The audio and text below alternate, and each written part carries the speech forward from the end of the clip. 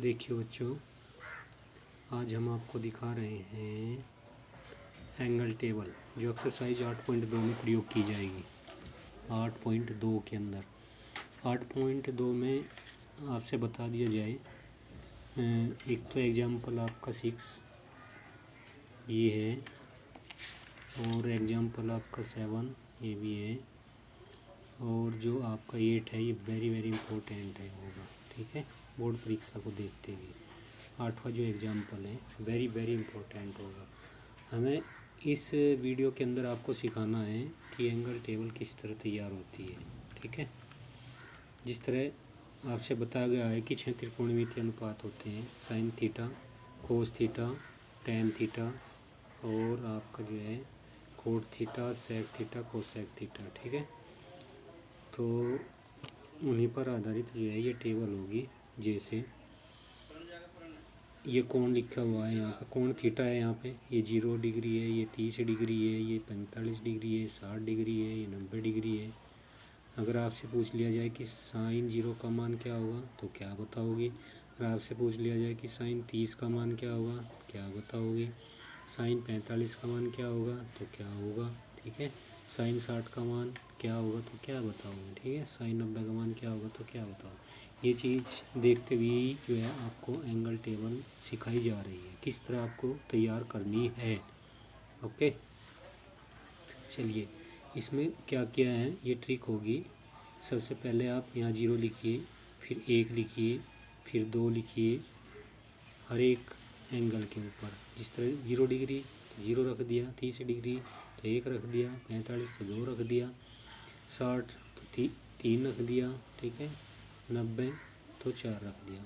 अब करना क्या है, प्रत्येक संख्या को आप जो है 4 से डिवाइड करोगे।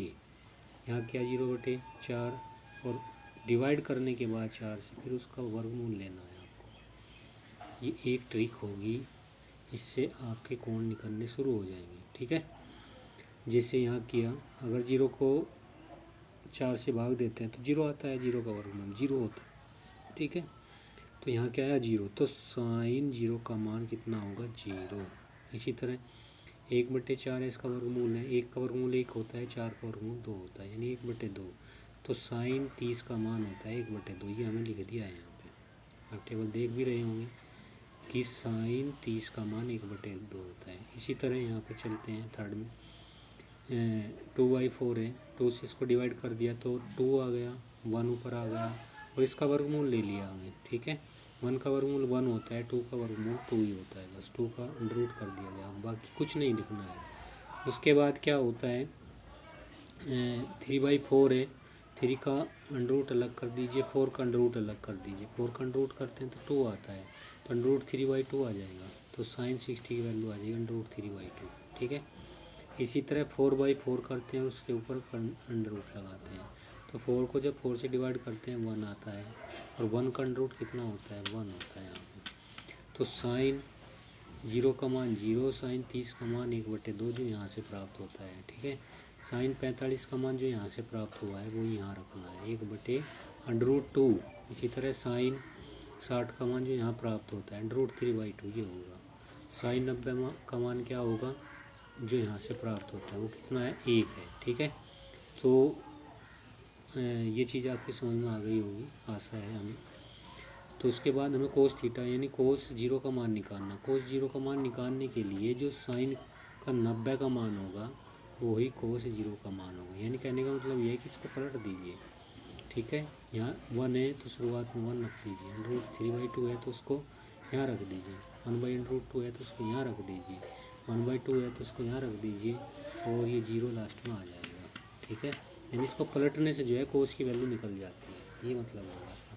उसके बाद क्या करना है, टेन की वैल्यू निकालनी है। टेन थीटा हमें पता है क्या होता है, टेन थीटा होता है क्या, ये चीज़ आपको बताई भी थी कि जो साइन थीटा है और बटे कोस थीटा है, यानी साइन थीटा के मान को कोस थीटा से अगर डिवाइड कर देते हैं तो ये टेन थीटा के मान निकल आएंगे। जैसे 0 को 1 से डिवाइड कर दी, 0 1/2 को √3/2 से डिवाइड करते हैं तो ये कैंसिल, बाकी क्या बचेगा 1/√3 ये आ जाएगा।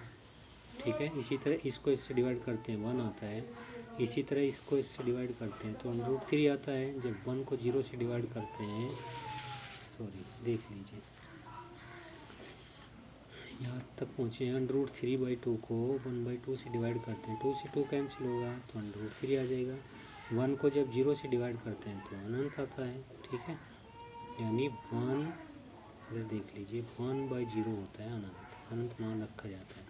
तो 10 की जो वैल्यू जो है ये आई है यहाँ से, ठीक है। उसके बाद अगर हमें कोट की वैल्यू निकालनी है, कोट हमें पता है कि क्या होता है, कोट 1/10 होता है। यानी 10 के जो मान आपने निकाले या उसको पलट दीजिए, ठीक है।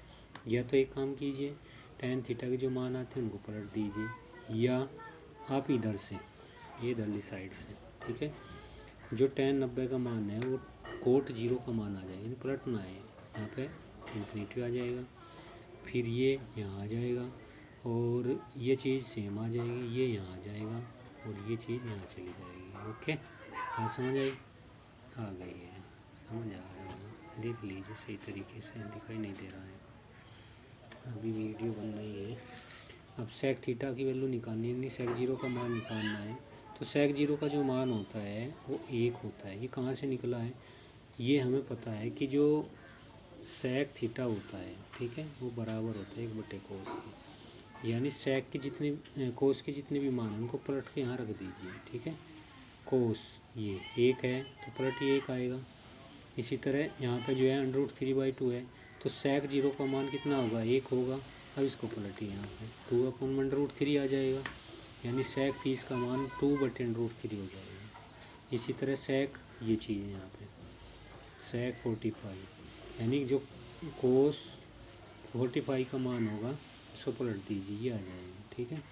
और यहाँ से इसको पलट दीजिए, ये आ जाएगा, इसको पलट दीजिए, ये आ जाएगा। अगर इन्फिनिटी आ जाएगा, अगर हम इसको सॉरी यहाँ पे कोसेक होगा, ये